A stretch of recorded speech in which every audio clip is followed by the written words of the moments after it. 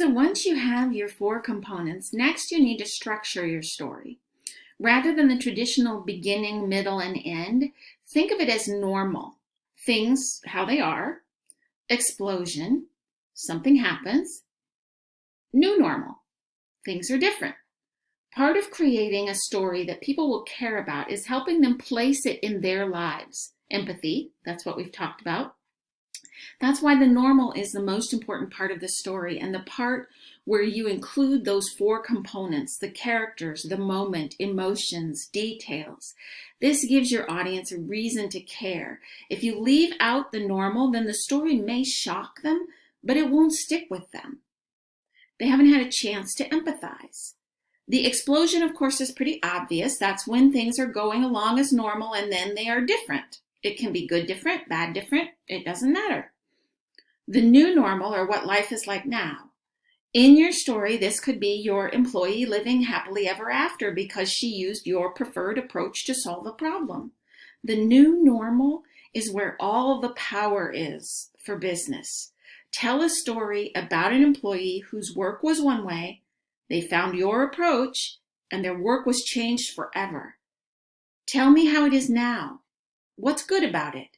That's the power of the new normal. You are inviting your audience to imagine how their lives will change if they try it your way. A few caveats, though. A mission statement is not a story. A brand is not a story. Marketing jargon is not a story. Also, a story doesn't have to be complicated. We saw that with the Warby Parker story. Hall describes the 4 types of stories that you will develop for use in your business. Don't worry, you don't have to develop all these at once, but you will find yourself using them often. Hall developed this grid, divided the stories up and aligned them so that you can quickly decide which kind of story you need from the 4 across the top. Value, founder, purpose, customer. And then moving down the left side, why, the purpose, for which audience, your primary audience, and who should tell it, the storyteller. I know it looks overwhelming, but because we are focused on the value of stories for communicating with employees you are managing, let's focus on the 2 types of stories whose primary audiences include employees. The founder story is a good all-around motivational story that can be used with any stakeholder, as you see there in the 2nd column. So employees are one of the stakeholder groups you might tell your founder story to. But where the real bread and butter is for employees is the purpose story, the 3rd column. Purpose stories are used to motivate, to build your team identity, to create culture, and to align employees with organizational identity. This is the why that Simon Sinek is always talking about. Employees are the primary audience, and the stories should be told by leaders, executives, and managers. These are the stories the Ritz-Carlton managers tell. They are purpose stories. Howard Gardner says that stories constitute the single most powerful weapon in a leader's arsenal. Hall says that stories are the best way to bridge the gap you find between the talent employees bring and the performance you want from your employees. To get that performance, use purpose stories to align your team, to inspire them to act, and get a level of commitment, cooperation, and accomplishment that you desire. 21st century employees want transcendent purpose. They aren't just in it for the money. They want to know they're making a difference in the world, that their work creates value in people's lives. Purpose is a major trend in organizational design and operation. Kevin Oakes, CEO and co-founder of the human resource research and consulting firm I4CP, cites having a clear purpose as more important than the traditional vision, mission, value statements. He says, while today many organizations have vision, mission, value statements, the concept of purpose has usurped those traditional statements.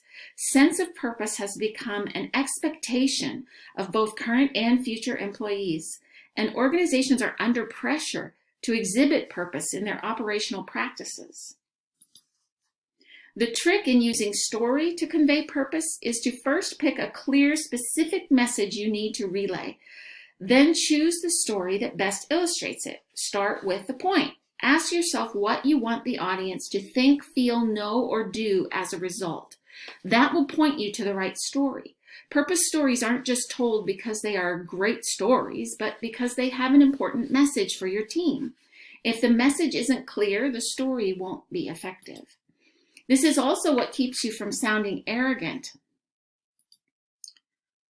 or bombastic when you tell stories from your own life. Leaders often tell biographical purpose stories. I'll never forget the day I learned the importance of a heartfelt apology.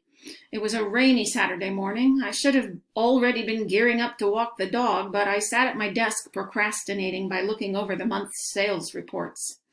Such a story can sound self-focused unless it clearly relates to an important message. So it's good to spend extra time at the end of the story reinforcing the message as the most important aspect of the story. Keep in mind that you may be telling a story about your experience. You are the character. But the story isn't about you. It's about the listener. Include relatable details like the dog and the rain, rather than unrelatable details like the fact that you were the keynote speaker at a fundraiser the night before. You want to get your audience empathizing and feeling as if they are in the story. Make it easy for them. Sharing your authentic emotions will draw the audience in to empathize with you. These are the little grippy parts that add texture for them to hold on to that connection that they will naturally feel for the character. Were you frustrated, peeved, embarrassed? Say so. The emotions don't have to be big and dramatic. Maybe you felt indifference or a flood of relief. The key is to be vulnerable. Hall says that research has shown time and time again that being vulnerable in business has the power to propel you to success. Brené Brown's research has shown that the root of social connection lies in vulnerability. Vulnerability achieves increasing trust, and that increasing trust results in more sharing of ideas and increasing loyalty. Also, tell stories from your Saturdays, from your vacations, from your pets, your family, a trip to the grocery store. Choose settings your employees will relate to, but that also add dimension to your personality, making you even more relatable. The moment. This transports them into the story world. I bet you still remember where the founder of Warby Parker left his glasses. On a plane. To get the details for your story's moment, look for the explosion. Then ask yourself questions about the setting. Where was I? Who was with me? What was the weather like? Include those details in your story to draw the audience into a specific experience. Build in universal truths. Rain is cold and wet. Say so. Umbrellas are tricky and exasperate users on windy days. Build that in. Build a familiar environment so that your listeners will enter into it with you and begin to experience it from your perspective. This is what builds that connection and oneness that makes stories so powerful that your purpose, as it unfolds in the story, naturally and powerfully becomes their purpose as well. This will foster that alignment you are always seeking in organizational culture and identity. So why do we say that purpose stories build alignment? When your team knows your history, how you were founded, the setbacks you faced, and how you've persevered, they are 40% more likely to say that the work they do makes a difference in the world. They identify with the organization and become a vital participant in the culture. Hall asks, does your team know how the company was founded?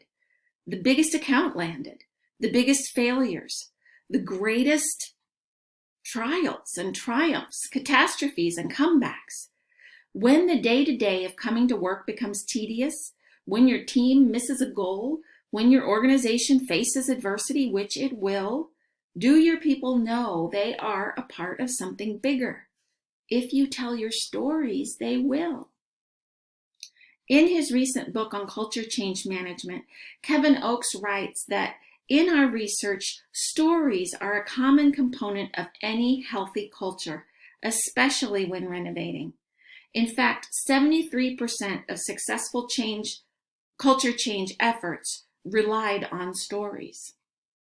To wrap up, let's touch on a few common considerations or pitfalls. How long should a story be? Usually, you'll have a budget. 5 minutes at the annual meeting, 1 page of the company newsletter, a 60-second spot in a spontaneous conversation. We live in the age of micro-stories and flash fiction, but novels are still selling, and some of them are more than 50,000 words.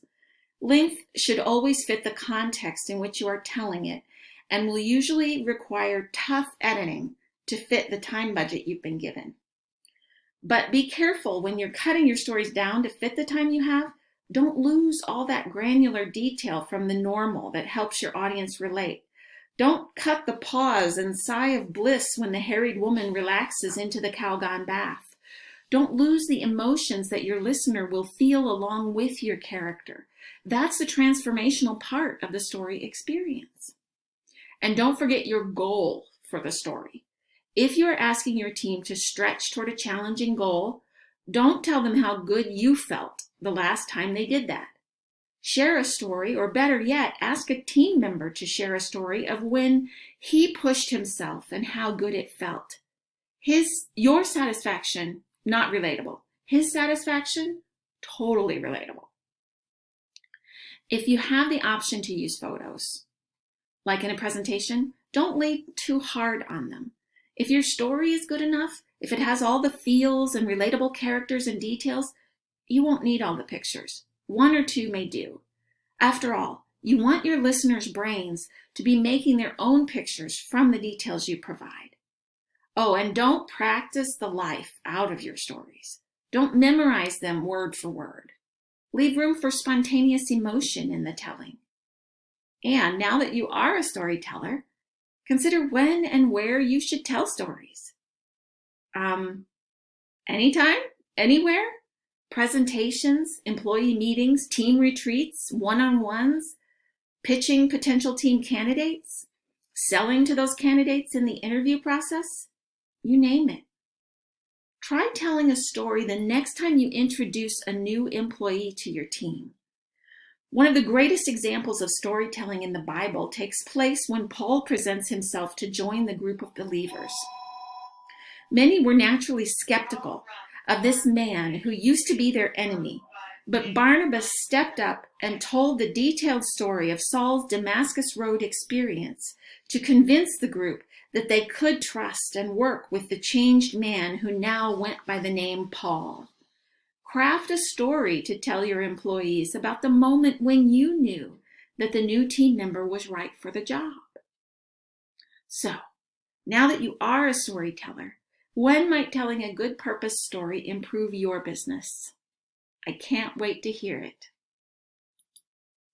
The references that were vital to the preparation of this presentation included Michael Cafferty's Management, a Faith-Based Perspective, Kendra Hall's Stories That Stick, and Kevin Oakes' Culture Renovation. If you're interested in learning more about renovating organizational culture for success, please join us on May 20th for the next SmartWorks Business Books at the Greenville University Smart Center. Email me for a Zoom link if you will not be in the Greenville area but would still like to attend. Thank you very much for your time and attention.